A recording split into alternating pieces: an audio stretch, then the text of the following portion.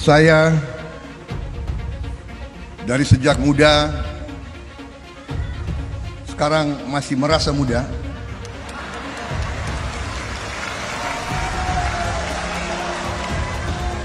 Tolong jangan panggil saya Eyang atau Mbah. Kalau saya senengnya jangan Mas Gibran aja yang dipanggil Mas.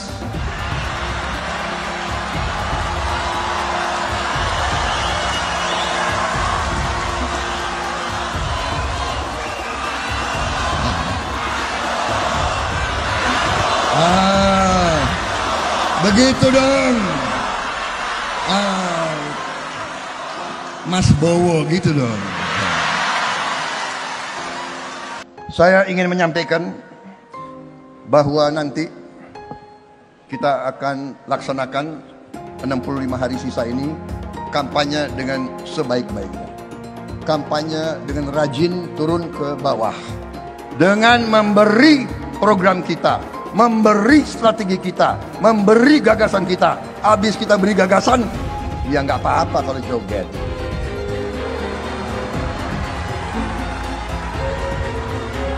Karena bangsa kita memang senang joget. Hidup rukun bersama tetangga. Mari kita saling menyapa. Kalau ada yang menjelekkan kita, mari kita jogetin saja.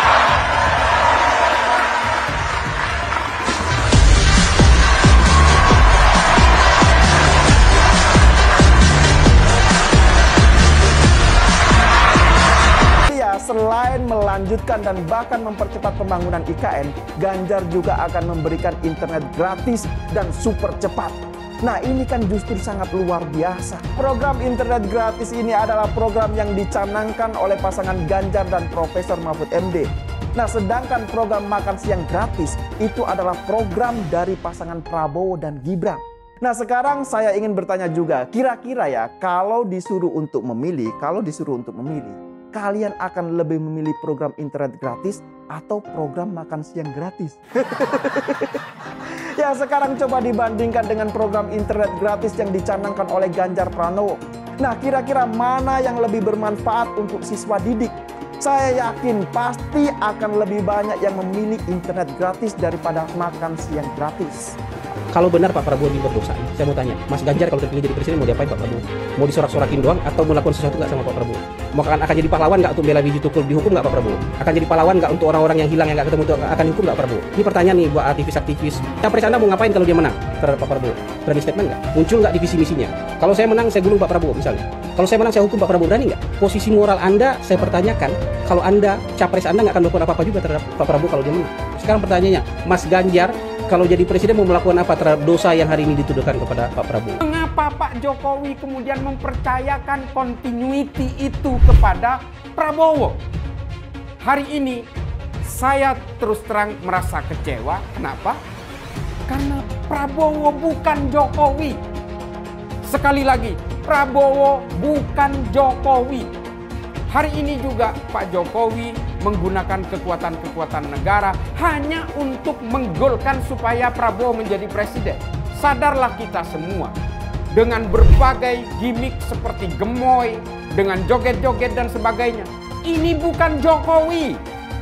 Pak Jokowi bukan seperti itu. Negara ini bukan untuk mainan. Negara ini perlu seorang pemimpin yang super strong, bukan hanya pemarah. Seperti halnya Prabowo. Pak Jokowi bukan pemarah. Pak Jokowi adalah tipikal orang yang menghargai proses. Bukanlah orang yang hanya bisa menggebuk-gebuk podium dan hanya bisa memangkas berbagai aksi-aksi, gimmick-gimmick yang hanya berusaha menjual dirinya supaya dia menjadi presiden. Si Gibran nggak datang lagi di acara debat cawapres yang diadakan oleh TV One. Mungkin dia sibuk kali ya, lagi bagi-bagiin makan siang, lagi bagi-bagiin minum susu, asam sulfat, kan? Siapa tahu dia lagi sibuk. Cuman kan katanya Gibran ini mewakili generasi anak muda yang cerdas, yang kreatif.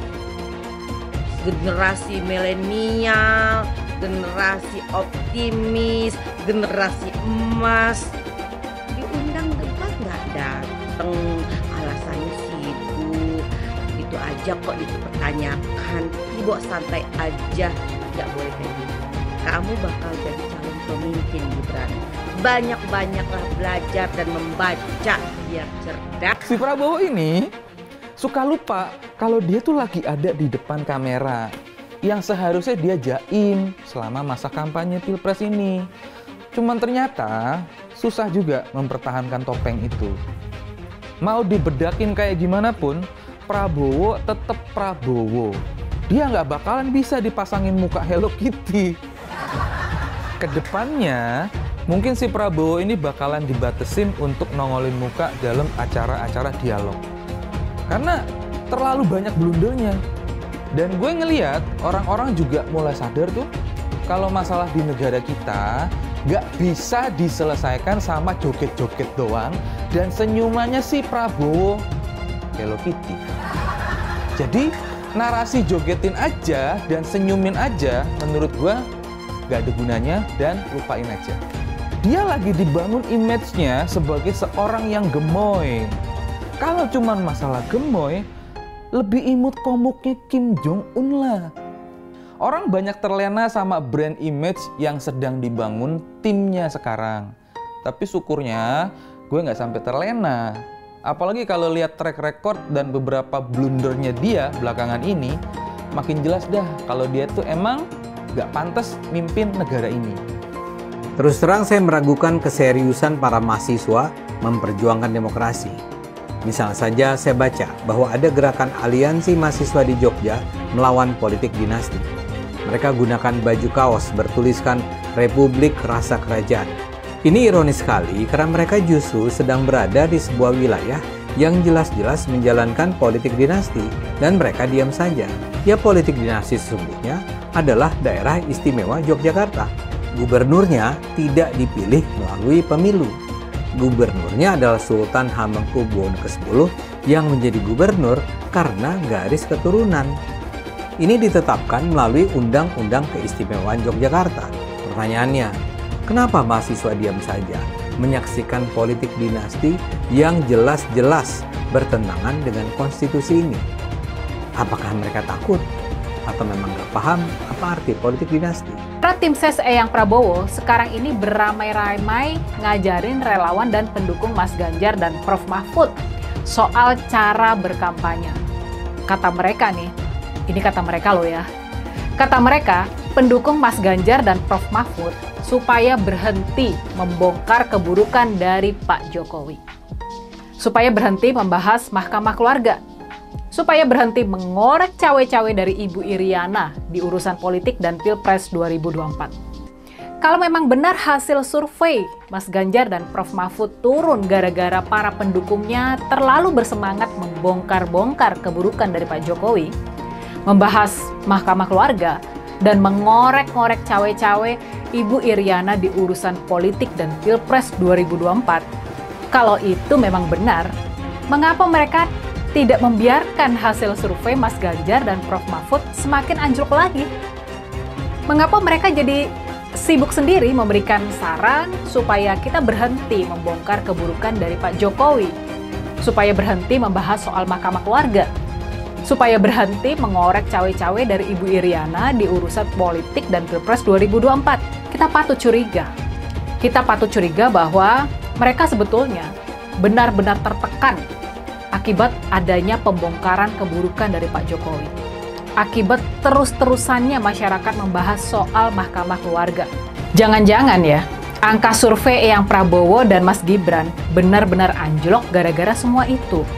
Kita jangan ciut sama gertakan mereka. Teruslah berjuang buat memenangkan Mas Ganjar dan Prof Mahfud. Prabowo yang latar belakangnya militer malah kehilangan ketegasannya dengan joget-joget itu dan bangga banget disebut gemoy. Padahal menurut teman saya, arti gemoy itu adalah gemuk letoy. Bu Mega malah jauh kelihatan lebih muda dari Prabowo meski usianya beliau itu jauh lebih tua. Pidato Bu Mega yang bicara di depan para relawan Ganjar Mahfud itu jelas-jelas membakar semangat orang-orang yang hadir di sana. Ketika Bu Megawati menemukan tanda-tanda bahwa Neo Orde Baru akan bangkit lagi, dia keluar dari kandang bantengnya dan mulai memimpin perlawanan.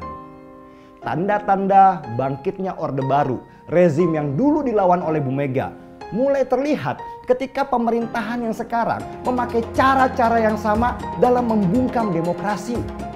Tanda-tandanya itu mirip banget, seperti pengerahan alat negara, merusak Mahkamah Konstitusi, dan menggunakan hukum sebagai alat untuk menyandera banyak tokoh politik dan banyak pejabat. Bangkitnya Orde Baru itu sangat berbahaya. Orde Baru itu punya prinsip pembungkaman demokrasi, karena demokrasi itu menghalangi absolute power.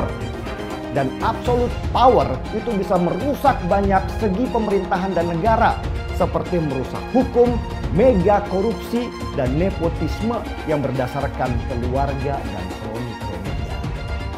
Jadi saya mengikuti arahan Bu Megawati, meski saya itu bukan kader PDI Perjuangan.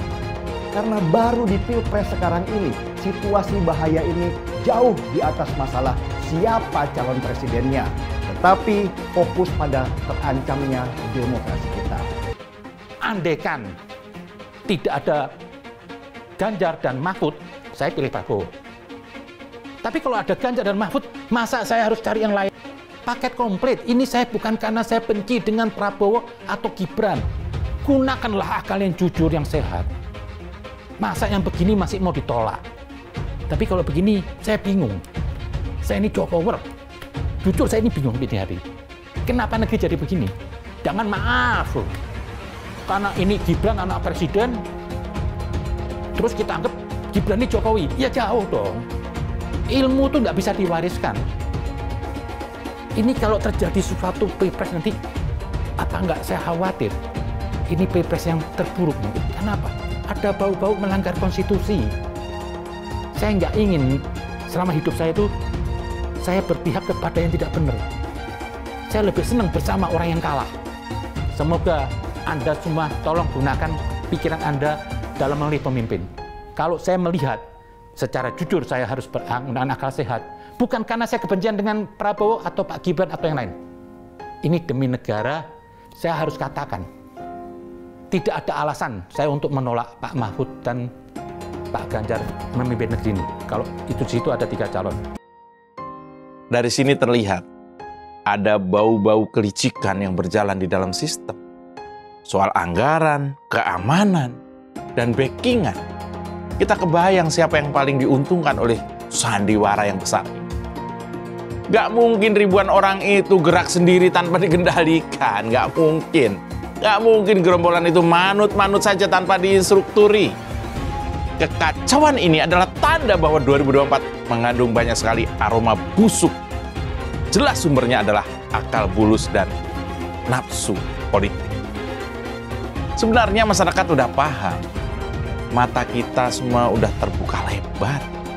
Bahwa tanda-tanda kecurangan dan keculasan semakin jelas. Bahkan dari tingkat yang tinggi sampai level desa. Bahkan para kepala desa dan perangkat aja dimobilisasi. Gak kebayang politik kebusukan macam apa yang beredar di desa-desa. Belum lagi perangkat hukum, sistem, dan sumber daya negara. Saya mendapatkan berbagai laporan tentang dugaan kecurangan dalam tahapan pemilu. Laporan yang saya terima antara lain ada dugaan pemasangan baliho parpol oleh oknum tertentu. Sebaliknya terjadi juga penurunan baliho parpol tertentu yang diduga dilakukan oleh aparat. Alat peraga sosialisasi capres cawapres tertentu diturunkan oleh oknum Satpol PP kepada aparat keamanan, baik itu TNI, Polri, serta aparatur sipil negara dan birokrasi, juga KPU dan Bawaslu, hendaknya bersungguh-sungguh menjaga netralitas Sebagaimana pula Presiden sudah berulang kali mengatakan, menegaskan sikapnya bahwa pemilu akan berlangsung netral. Tidak boleh ada kecurangan. Tidak boleh ada tekanan-tekanan terhadap kelompok tertentu dan tidak boleh ada pemihakan kepada kelompok tertentu lainnya. Sesuatu yang diperoleh secara tidak baik tidak akan memberi berkah dan kebaikan. Nah, yang pasti kalau buat saya dibandingkan misalnya Pak Gibran jadi maju gitu, Mas Gibran gitu ya. Ya saya pilih Ganjar sama Mahfud lah, karena lebih teruji kan. Anda jadi wali kota baru 2 tahun 3 tahun kan belum teruji juga. Ini urus negara loh, mau jadi presiden loh. Kalau Anda belum lengkap, belum pernah di legislatif, belum nasional ya maksudnya DPR, kan DPR kan boleh ngerti nih pemerintahan seperti apa. Anda belum pernah di eksekutif yang tingkat provinsi, Anda nggak ngerti jadi presiden nanti. Ini bukan soal belajar coba-coba loh. Ini negara dipertaruhkan untuk 2045. Kita kan mau mencapai 100 tahun ini mau jadi apa? Kalau coba-coba, ini negara sebentar lagi 300 juta penduduk kita. Mana boleh kita kasih orang coba-coba. Saya tidak meremehkan anak muda ya. Anak muda bisa lebih kreatif gitu ya. Tapi bicara tata negara, Anda harus mengerti konstitusi. Anda bukan hanya untuk berani untuk maju. Kalau cuma berani maju, banyak bisa kita pilih orang berani maju. Tapi yang lengkap dengan track record ini kan butuh waktu pembuktian. Saya pasti pilih Pak Ganjar, Pak Mahfud yang lebih pengalaman. Saya tidak mau anak cucu saya harus nunggu sekian tahun lagi. Pengalaman Jakarta gitu kan, nunggu lagi mundur. Males sudah. Jadi kita nggak usah coba-coba deh. Udah jangan dengerin janji-janji manis orang. Saya mensyukuri kenapa kalah, kenapa ditahan. Saya bersyukur atas itu semua. Saya coba bayangkan ya, kalau seandainya waktu itu kita menang gitu ya, hari ini belum tentu kita bisa nikmati seperti ini. Kita bersyukur 5 tahun Tuhan izinkan kasih ke orang yang pintar ngomong untuk kerja. Coba kalau kita bayangkan gitu ya, kalau kemarin saya masih jadi gubernur, ini saya udah turun ini. Tapi yang pintar ngomong itu dikira orang hebat kan? Ini lebih berbahaya tahun 2024, langsung ketahuan karakternya. Langsung ketahuan itu. Di saya juga ada kutipan Pak di kamar saya Pak. Tulisannya, Jakarta telah mengambil keputusan yang fatal. Pancasila Soekarno, ketuhanan ada di pantat. Anak Tuhan dari mana? Kalau Yesus anak Tuhan, bidangnya siapa? Besok di seluruh wilayah Indonesia kami katakan damai. Iblis hanya menggoda orang yang beriman. Makanya jarang-jarang orang kafir kerasukan setan. Yang kerasukan setan itu orang baik-baik. Jarang, saya belum pernah nengok Cina kerasukan setan. Pernah tak Ahok itu kerasukan setan? Enggak, setannya juga. Karena sesama setan dilarang saling menggoda. Karena di salib itu ada jin kafir. Karena di salib itu ada jin kafir. Karena di salib itu ada jin kafir. Haleluya. Kepalanya ke kiri apa ke kanan? Kepalanya ke kiri apa ke kanan? Tetap percaya salib itu lambang mulia, bukan jin. Kok ketawa? Aku nggak nyindir siapa-siapa loh. Relawan Anies yang mayoritas mengasuh khilafah, seperti kadrun FPI dan HTI, ingin melengsarkan Pak Jokowi. Dengan menggunakan politik identitas, relawan Anies akan menggulingkan Jokowi. Tapi pendukung Anies lupa bahwa 82% penduduk Indonesia suka dengan kinerja Pak Jokowi. Ingat, di belakang Anies ada ormas pengasuh khilafah, seperti FPI, HTI, PA212. Saya yakin sebentar lagi karma Ahok akan mengejar Anies Baswedan. Ibu Kota Negara atau IKN adalah gagasan besar Bung Karno yang sedang dikerjakan oleh pemerintahan Pak Jokowi sekarang. IKN ini adalah sebuah wujud pemerataan pembangunan. Jadi yang dibangun gak cuman Pulau Jawa aja. Nah, kemarin gua tuh dapat kesempatan untuk berkunjung ke IKN, nemenin Mas Ganjar. Ya, Mas Ganjar kan dari dulu udah berkomitmen untuk melanjutkan program pembangunan yang udah digagas sama Pak Jokowi. Jadi sebelum menjabat, ya dia mau kesana dulu lah.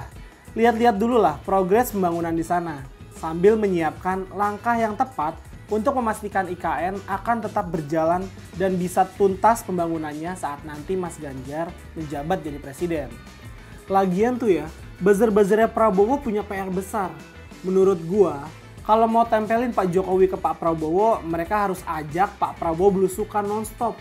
Masuk tuh gang-gang sempit, mendaki tanjakan terjal, melewati turunan curam, masuk ke desa-desa kayak Pak Jokowi, tuh jalan tuh keliling pasar tuh. Kita lihat masih mampu nggak dia? Ini gue bahas seorang Jokowi ya sebagai presiden, bukan secara pribadi. Kalau Mas Ganjar mau ngelanjutin IKN itu karena IKN emang harus dilanjutin untuk membuat Indonesia menjadi negara yang maju. Apalagi mau ada bonus demografi yang jadi tantangan besar ke depannya. Dan yang paling penting, IKN itu ada undang-undangnya loh. Jadi ya harus dilanjutin. Bahkan bukan cuma IKN aja loh yang disiapkan sama Mas Ganjar untuk rakyat Indonesia. Sampai internet gratis pun akan Mas Ganjar siapkan untuk menjawab tantangan zaman. Karena sekarang ini kan banyak orang-orang yang nggak lepas tuh dari namanya gadget. Apalagi ke depannya ya kan. Dan Mas Ganjar tahulah kebutuhan itu. Jadinya internet gratis akan jadi program unggulan Mas Ganjar dalam kampanyenya di masa pemerintahannya nanti. Dan jangan lupa, yang berjuang buat menangin Pak Jokowi bukan lu doang. Gua juga ikut. Bahkan Mas Ganjar itu adalah salah satu orang yang juga besar kontribusinya untuk kemenangan Pak Jokowi tahun 2014 sama 2019. Jangan lupa dulu lawan kita siapa. Jangan lupa dulu yang nyebarin obor rakyat siapa. Jangan lupa yang bilang Pak Jokowi pelangak-pelongo itu siapa. Jangan lupa juga yang bilang Pak Jokowi presiden boneka siapa. Dan jangan lupa siapa yang ngebela Pak Jokowi waktu itu. Buzzer-buzzernya Prabowo ini emang kelihatan mati kutu kalau udah bahas prestasi dan rekam jejak. Mereka tuh kayak bingung mau ngangkat prestasi Prabowo yang mana. Wah nggak jelas prestasinya apa. Mau ngangkat prestasi cawapresnya juga susah. Karena sehebat-hebatnya Mas Gibran, toh nanti dia cuma jadi cawapres kok. Yang megang kekuasaan kan presiden bos, bukan wakil presiden. Rakyat udah mulai paham soal isu ini. Plus, urusan asam sulfat kayaknya bakal panjang banget. Tapi nih ya, yang buat gue pengen ngakak banget. Banyak buzzer-buzzernya Prabowo yang panik atas program Mas Ganjar ini. Ya, kebetulan ada beberapa teman gue lah di sana yang dulu pernah berjuang bareng tahun 2019. Mereka itu kayak nggak terima kalau Mas Ganjar mau nerusin IKN. Dan beberapa program keren Pak Jokowi yang lainnya. Kalau gue tebak sih, ini karena mereka cuman mau nama Pak Jokowi nempel aja sama Pak Prabowo. Mungkin mereka dikasih tugas untuk dibisikin ya isunya kalau misalkan seolah-olah Pak Jokowi itu punya Pak Prabowo. Padahal ini mah masalah program pembangunan negara loh, bukan soal pribadi Pak Jokowi. Kok pada baper ya? Emangnya IKN dibangun pakai duit mereka? Santai aja bos, katanya mau pemilu yang riang gembira. Jadi yang mereka bisa jual cuma Pak Jokowinya aja, yang saat ini popularitasnya masih tinggi. Buzzer-buzzernya Prabowo tuh kalau ditanya soal prestasi Prabowo langsung dijawab muter-muter gak jelas. Dan ujung-ujungnya berlindung di balik nama Jokowi. Ya begitu teruslah sampai Naruto muncul dari langit. Nah karena itu mereka tuh kelihatan pusing saat Mas Ganjar mau lanjutin program Pak Jokowi. Karena kan selama ini mereka udah luar biasanya tuh buat adu domba Bu Mega sama Pak Jokowi. Adu domba Mas Ganjar sama Pak Jokowi. Jelek-jelekin PDIP dan macem-macem lah. Jadi seolah-olah Pak Jokowi itu punya mereka. Silakan aja kalau mau ambil Pak Jokowi. Tapi Presiden Jokowi itu milik kita semua. Milik seluruh rakyat Indonesia. Kita sedang memilih pemimpin Indonesia. Ini nggak bisa main-main bos. Salah pilih pemimpin ya bisa hancur berantakan. Soal kinerja gue rasa apa yang dilakukan Pak Jokowi itu udah baik ya. Gue juga cukup suka dengan gaya belusukannya dan merayatnya Pak Jokowi. Makanya gue berjuang habis-habisan buat Pak Jokowi tahun 2014 sama 2019. Karena gue suka aja gaya kepemimpinannya dengan gaya yang merayat. Karena gue suka pemimpin dengan gaya yang merayat dan suka turun ke bawah alias belusukan. Makanya gue kali ini dukung habis-habisan Mas Ganjar. Karena ya menurut gue gaya kepemimpinan Mas Ganjar itu merayat dan gak ada capek-capeknya. Dan yang gue suka nih dari Mas Ganjar itu dia tegas dan berani bersikap untuk berdiri di atas kebenaran, walaupun itu tidak populer sekalipun. Semakin dekat Pilpres, relawan Anies semakin beringas dan Anies semakin galau. Dengan menggunakan politik identitas, relawan Anies akan menggulingkan Jokowi. Relawan Anies yang mayoritas pengusung khilafah seperti kadrun FPI dan HTI ingin melengsarkan Pak Jokowi. Tapi pendukung Anies lupa bahwa 82% penduduk Indonesia suka dengan kinerja Pak Jokowi. Saya pikir kalau terjadi baku hantam, maka ada 82% yang akan menghajar kadrun pengusung khilafah itu. Kalau melihat perkembangan koalisi politik yang paling agresif memperluas basis kerjasama yang sudah konkret adalah koalisi Ganjar. Sejak Ganjar diumumkan oleh PDIP, sudah resmi koalisi Ganjar ini didukung oleh 3 partai, yaitu P3, Hanura, dan juga Perindo. Nasdem pun semakin pusing melihat Anies, karena elektabilitas Anies semakin jatuh, dan banyak kader-kader Nasdem terjerat kasus korupsi, seperti belakangan kasus korupsi BTS. Kasus korupsi 8 triliun yang dilakukan oleh kader terbaik Nasdem yaitu Johnny G. Plate, ini sangat menghantam Partai Nasdem, Menteri dari Kementerian Pertanian, di mana ini juga adalah dari Partai Nasdem. Apalagi belakangan ada 120.000 kader dari Partai Nasdem pindah ke Partai Perindo. Semenjak Nasdem mengusung Anies, banyak sekali petaka yang diterima oleh Nasdem. Apakah ini merupakan karma dari Ahok? Silahkan komentar di kolom komentar. Yang jelas saya tidak akan memilih Anies, karena Anies bukan pribumi yang jelas. Dan Anies juga merupakan antitesis daripada Jokowi. Antitesis artinya bertolak belakangan dengan semua kebijakan Jokowi. Anies sudah terang-terangan menyebutkan dia tidak akan melanjutkan kinerja dari Pak Jokowi.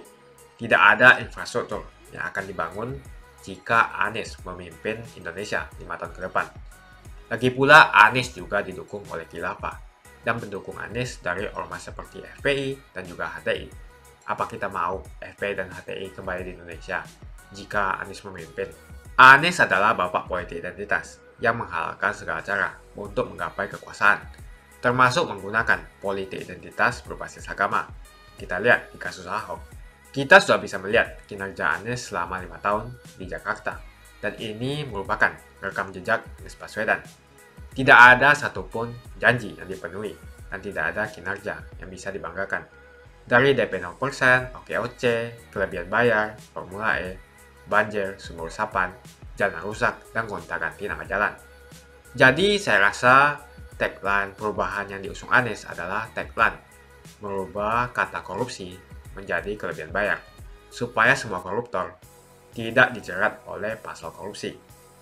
Karena mereka semua hanya melakukan kelebihan bayar.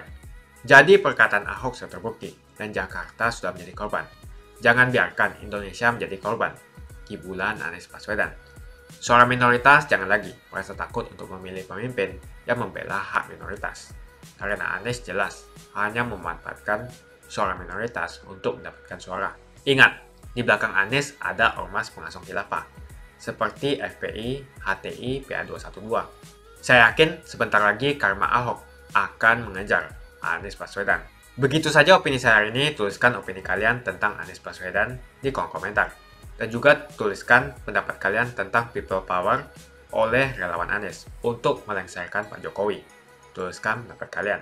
Jika kalian siap untuk melawan people power yang digaungkan oleh relawan Anies, ayo tuliskan lawan people power di kolom komentar. Pastikan Anda semua like video ini dan bagikan video ini ke teman dan family Anda supaya mereka semua mengetahui tentang informasi ini. Tekan tombol subscribe dan bunyikan lonceng notifikasi supaya kamu tidak ketinggalan